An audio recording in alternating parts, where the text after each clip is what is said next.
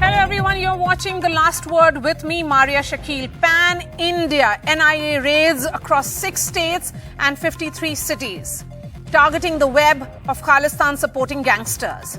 This was the 7th in a series of crackdowns. The focus today was on snapping weapons supply and terror financing links.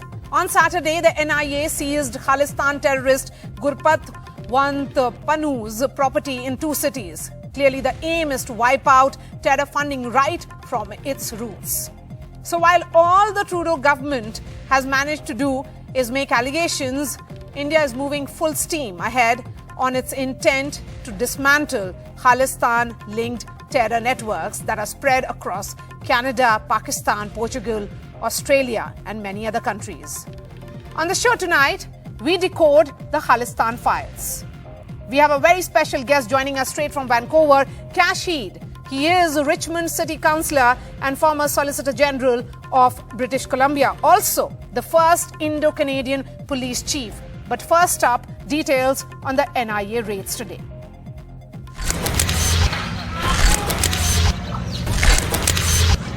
Six states, 3 cases, 53 locations. Mega crackdown by NIA on Khalistani terror and gangster links. Punjab, Uttarakhand, Rajasthan, Haryana, Delhi, Uttar Pradesh and the Union Territory of Chandigarh. NIA teams spanned across to zero in on aides of gangster Lawrence Bishnoi and wanted Khalistani-terrorist Arshdeep Dalla. Arshdeep Dalla is known to run an extortion racket in Canada. Besides Arsh Dalla, others under the NIA scanner in these raids were notorious gangsters Lawrence Bishnoi, Sukha Duneke, Harry Moore, Narendra alias Lali, Kala Jakheri and Deepak Tinnu. Why these raids are happening, we have been reporting for a while that how Government of India has found and established links between the gangsters and extremists who are based in Canada, who are backed by Pakistan, and an NIA charge sheet which came to the light yesterday, it was found that in the probe, the NIA found that how these gangsters based in Canada have multiple roles or engage in multiple activities. NIA is primarily looking at tracing funds flowing to Canada as well as other countries like Pakistan, UAE and Portugal, where the gangs are running an extortion racket enticing Punjabi youth to engage in terror activities and targeted killings. Pistols, ammunition, digital devices and other incriminating material have been seized. NIA investigations have revealed that the conspiracies under investigation were being hatched in jails of different states. The sensational killing of Maharashtra builder Sanjay Biyani, mining trader Mehal Singh and international kabaddi player Sandeep Nangal Ambiya in Punjab last year are some such crimes that made the headlines. NIA had earlier conducted similar raids at over 370 locations, 38 arms including 4 lethal weapons and over 1,000 rounds of ammunition were seized. NIA has so far frozen 87 bank accounts and attached 13 properties. 2 absconders have been declared as designated individual terrorists. 15 accused have been declared as proclaimed offenders. And red corner notices have been issued against 9 others.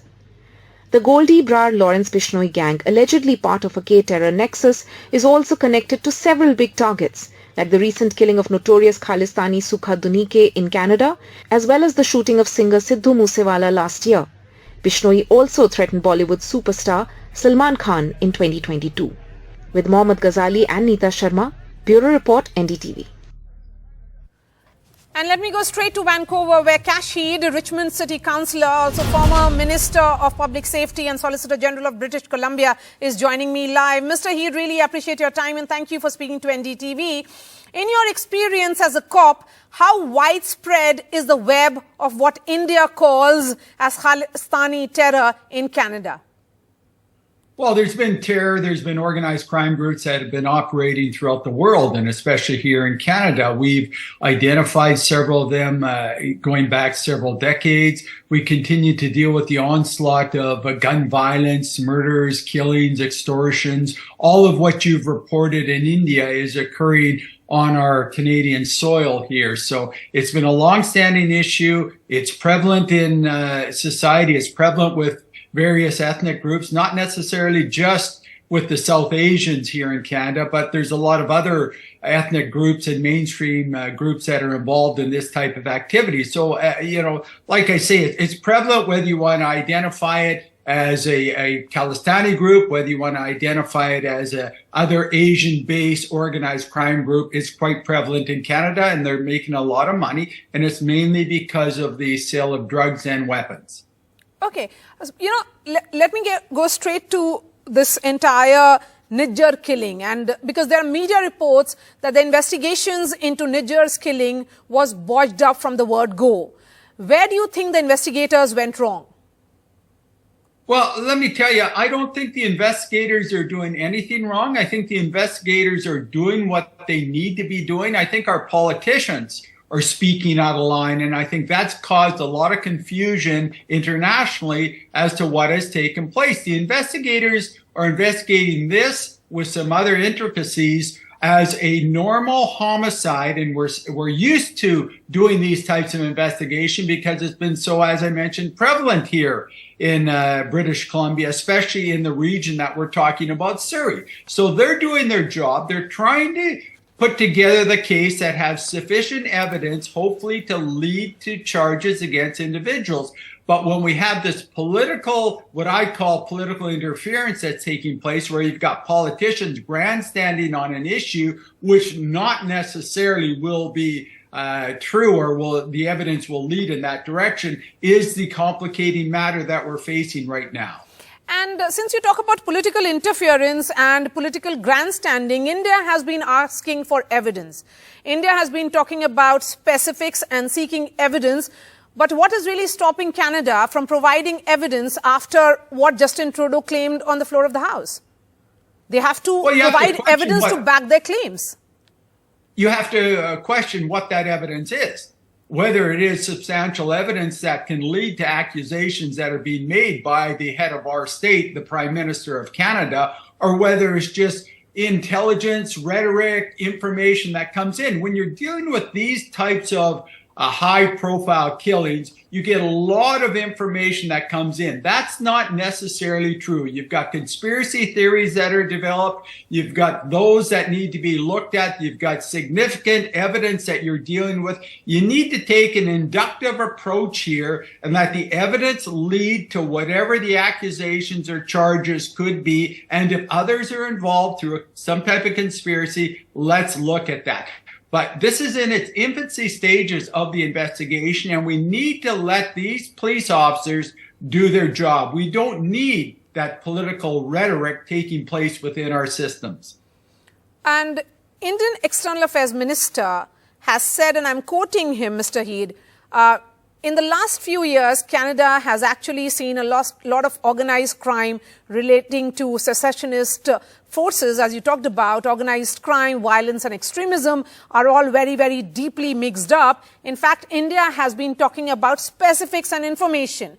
We have been badgering Canada about organized crime and terrorist leaders who have been identified. If you have to understand what is going on there, you have to factor in the environment. And India has been raising these concerns. Do you think this has to move away from the political space? Because there is a lot of, one sense is that there is a political calculus which is at play in Canada. And that is the reason why Justin Trudeau has taken that position rather than going into specifics. You're actually very accurate with respect to that. We have been raising the issue of groups that have been involved in it to make money, whether it's for illicit activities such as terrorism or things like that throughout Canada. You have to remember, given the political situation we're in right now, we have a governing party of Canada that's in a crisis right now. Whether it's having to deal with this situation, which they went out, in my opinion, ahead of time on without the clear facts, or whether they're dealing with the Speaker of the House that has to resign because of what he says and recognizes people that fought for the Nazis. He's in turmoil right now. He's looking for some type of out. This is not the out that he should be utilizing, trying to bring back his political credibility. Because what has happened now, that political credibility is waning at a very rapid pace. My last question to you, and before I let you go, India today has conducted 7th raid in the series of Crackdown. Dossiers have been shared by the Indian government in the past, talking about, the Khalistani-terrorists who have taken shelter in Canada. My question is, what has the government of Canada done till now? Well, I have to question that too, because it's been relatively quiet. There has been no significant information that people have talked about with regard to this. So if you're ignoring the fact that this is now taking place on our sovereign soil, and now all of a sudden you're bringing it out for your own political gain, that's very, very questionable. But I believe these types of activities have been taking place in Canada, again, if it relates to this issue or other issues, and it's not comprehensively dealt with by our political systems, our policymakers, and the police officers out there are trying to do the best they can, but they're guided by policymakers, they're guided by these politicians. So it's somewhat problematic to me. I think we've got to have some clear delineation between the political system and the law enforcement system. We have a charter in Canada. We have the law of the land. We need to follow that law. My last question, because you're making some very, very important points here. The minority Trudeau government, is supported by the new Democratic Party of Khalistan, which is supported by Jagmeet Singh. Do you think that is the reason for the kind of political calculations that he is doing? And he understands fully well that how important they are in his scheme of things in Canada. So this is more of a domestic political calculation.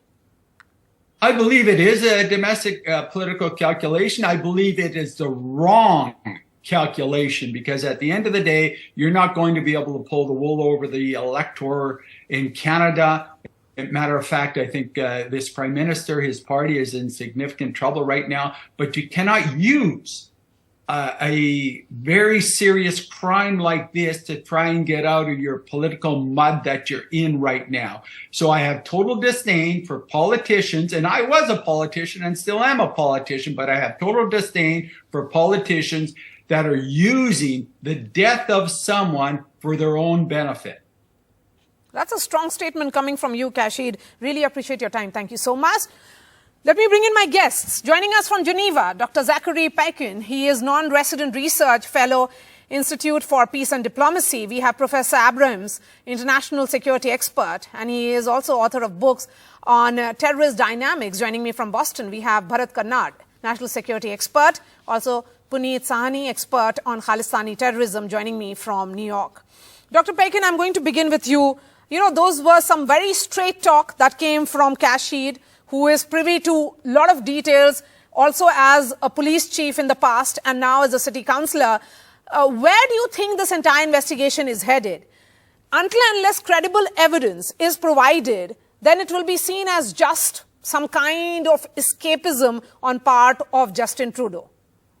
Well, I don't think that anyone can predict where this thing is headed right now. I think we have seen just recently the Indian foreign minister, perhaps tone down the tone a little bit, and basically say that he's open to reviewing evidence that may come his way.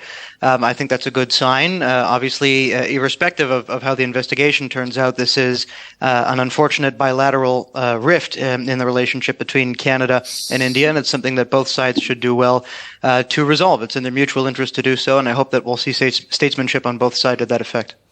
Talking specifically about Indian officials, what they are insisting, they are saying that Trudeau's allegation is politically motivated and that has been done with an eye on the Sikh diaspora in Canada, and that the US, Canada's and other Five Eyes and G7 alliance partners have been dragged into this. Well, again, a lot depends on the actual veracity of the claims, which remains to be ascertained. But indeed, there's no question that a huge proportion of Canada's foreign policy is unfortunately domestically oriented, whether towards different ethnocultural group interests and narratives, or towards broader Canadian ideological political narratives from the left and from the right.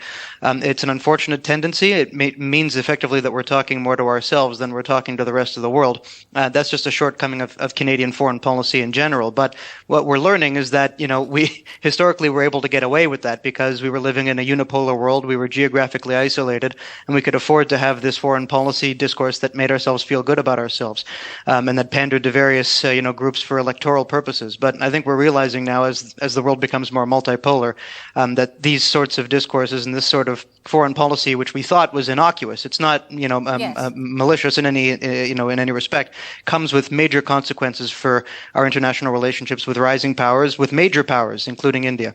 Yes, Bharat Karnad, let's look at the NIA raids that have been conducted, pan-India, multiple locations, multiple cities. India is sending a message here that they are serious about investigation, that the charge sheet which was filed talked about the syndicate members who have fled India and are operating from foreign countries. They are carrying out targeted killings, extortions, and terrorist activities.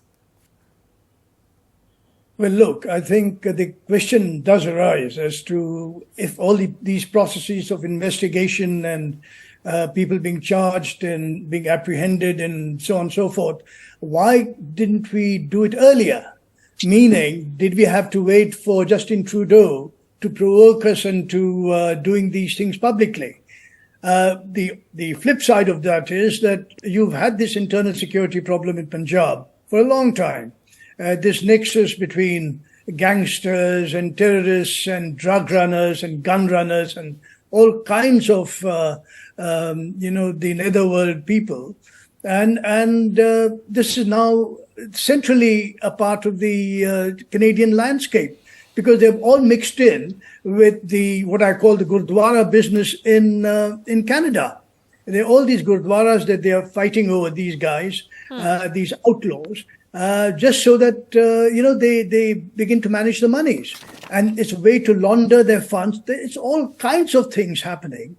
And, to me, it is surprising that the government of India waited this long to get these kinds of police and legal processes underway. Because obviously, the NIA had all the information. They could have moved earlier, and they didn't. Okay, the point I'm trying to make then tell me why do you think the NIA did not move earlier?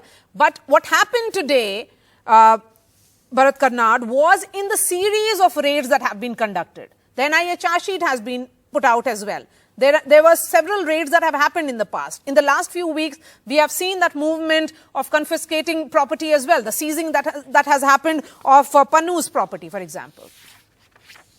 Well, yes, but you see, this past week, that's what I'm trying to say, has the trigger been Justin Trudeau's provoking us into doing it? Yes. Or were we going to do it anyway, and we're taking our own time? It's a good thing that we are now fast-pacing it and getting up to speed, as it were, so that we can now confront Ottawa and anybody else amongst the so-called Five Eyes powers who want any kind of evidence. Because we have whole fat dossiers on whole bunches of people that the Canadian government has harbored by giving them entry permits and so on the most spurious kinds of reasons, like sponsorships by these very gangsters already settled and ensconced in Canada. So you have real problem. Okay, just put this in context for us. Professor Abrams, what kind of response has India got from Canada and other countries? Because the web has been spread across multiple countries. There is UAE, there is Portugal, multiple other countries, and all of them have been taking shelter there. So what is the response that India has got so far from these countries when it has talked about the conspiracies and how there are linkages, that what is being done there by the handlers, and they have people here in jails who are then reaching out to others outside and implementing it? Carrying out the crime. Yeah, sure. This story really seems not to be dying down. I mean, the situation seems to be expanding, if anything. Initially, this guy was killed, and that in June, and then more recently, Canada pinned the blame on Indian officials. I thought that maybe this was going to be a one-off incident. I thought maybe it could be contained on a bilateral level between India and Canada. But more and more, I think there's going to be pressure on the United States to come out one way or another, because we've been told that a major ally who's a Five Eye partner was involved in the data collection. Most likely, that's the United States. There is going to be an investigation. The rubber will hit the road at some point. And then more recently, just over the past day or so, it turns out that Indian authorities are waging what seems like a serious crackdown against pro-Khalistani groups and resources, as well as gangsters, and that the diaspora community of concern isn't limited to Canada. It's not limited to the United States, but it expands into the UAE, and now I'm hearing Portugal, etc.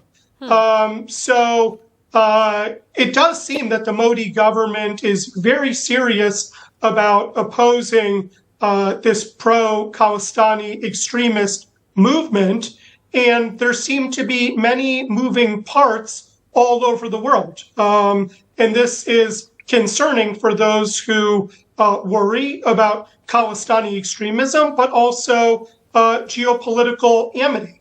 But Professor Abram, the reaction or the response from most of these countries is not what the government of India had expected, in the sense that they view them very differently. And that's the reason why they have, taken shelter here. Dalla, Gaurav Patial are all based abroad, but they stay in touch with Khalistani-terrorists to secure funding, smuggle weapons and order murders. There are acts of extortion that is being done by them. They are involved in anti-national activities. Yeah, I teach a lot of terrorism courses, and I bring up this example of Khalistanis because there's no consensus over the definition of terrorism, of course, and different countries have different views as to who the terrorists are. From the vantage of the Modi government, there's no question that we're dealing with terrorists in the diaspora. From the vantage of the Trudeau government, it seems like, he certainly doesn't view them as terrorists, and it's not even clear that he views them as political extremists. So there is this disconnect, and it makes it very difficult for India to crack down on its enemies abroad. But it also puts Trudeau in a difficult position as well, because he wants to maintain, his sovereignty, etc. And this has been a longstanding problem with respect to, the Khalistani movement, particularly based out of Canada. Okay, I have just enough time for Puneet Sahni, and thank you so much for your patience, Puneet. As we do know that cases have been filed against Bishnoi and gangster bosses like Goldie Brar, Vikram Brar, and as well as Bambia gang members. But when it comes to proper action, what kind of response has there been from these countries where India has shared dossiers, said that, we are following the procedure, we are following the processes? Right, Maria. So there are two sides, right? So we have a problem, and the problem is like A on the Indian side and B on the international side, right? So the Indian side, actually, a lot of the problem is our own doing. So for example, if you saw yesterday, somebody was burning the flag. He was the son of nephew of Bhindanwale, his name Bhagat Singh Barat. India removed him from the blacklist because of the hubris that we will win heart and minds, that these are criminals. And with criminals, you deal with setting an effective deterrent. You have to get this clarity first. The peace of Punjab was won at an incredible price. So, I have no problem with Mr. Modi, but I don't care he is there or anybody who is there. Nobody has the right to play gamble with the peace of Punjab. That is point number one. Now, when you talk about Canada, and we are all criticizing Trudeau and all these other things, we have to see when a country deals with terrorism, you need two things. How much do its people have the stomach to fight terrorism? And the second, does it have the institutional tools to fight terrorism? Canada has neither. I'll give you just example that will, explain everything. In 1985, when they did the greatest aviation terror in history, when they blasted 330 people mid-air, that was 1985. In 1986, the very same people, they were planning to blow the Indian Parliament. And this was caught on the wiretap. This is called Hamilton Plan. If you Google, you will find it. So the people fought it, and when it was taken to court, it was not what Trudeau says credible evidence. It was clinching evidence. It was on wiretap that these people wanted to abduct a child of the parliamentarian and kill the child if he doesn't get entry, and then get entry and blow up the entire parliament. And that case was thrown out of the Canadian courts because there was some technicality in obtaining the wiretap. So at that time, when Canadians knew this is such a grave threat, and the Khalistanis were basically plumbers and, doing blue collar jobs and not infiltrated the system. At that time, they did not have the tools to deal with terrorism. And in the 40 years, everything has gone worse. Khalistanis have become stronger and infiltrated the system much more. And, they have brought no new things. And the political system is completely compromised by Khalistanis. Okay. So Canada actually, even if it wants, cannot deal with terror. What we have to do is set effective deterrent, because what's in our control, that we can control. Canada, for the foreseeable future, would be an exporter of terrorism to India. That's a strong statement, certainly, Puneet. Thank you so much for joining us, Bharat Karnad, Professor Abrams and Dr. Zachary Paikin. A story we'll continue to track very, very closely. Thanks so much for watching, and I'll be seeing you tomorrow.